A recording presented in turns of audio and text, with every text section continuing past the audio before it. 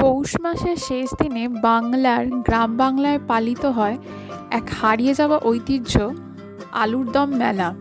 শীতের শেষে যখন নতুন আলুর চাষ শেষ হয়, গ্রামের মানুষ একত্রিত হয়ে জমির মধ্যে আয়োজন করে এই বিশেষ উৎসব। শুধু গ্রামের মানুষ নয়, আশেপাশের এলাকা থেকেও অনেকে আসেন এই ঐতিহ্যবাহী উৎসবে যোগ দিতে।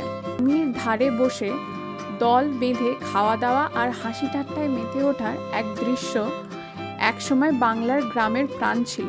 শুধু সংস্কৃতির অংশ নয়, বরং গ্রামীণ অর্থনীতিরও ছিল গুরুত্বপূর্ণ অংশ।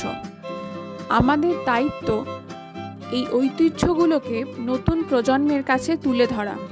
ভিডিও, গল্প আর ভ্রমণ কাহিনীর মাধ্যমে আমরা চেষ্টা করছি এই হারিয়ে যাওয়া ঐতিহ্যকে বাঁচিয়ে রাখতে। আমাদের এই ধরনের হারিয়ে যাওয়া ঐতিহ্যের গল্প জানাতে ও জানতে সেন্স রোমিং ফ্রি চ্যানেলের সঙ্গে থাকুন, সাবস্ক্রাইব করুন এবং আপনার মতামত জানাতে একদম ভুলবেন না।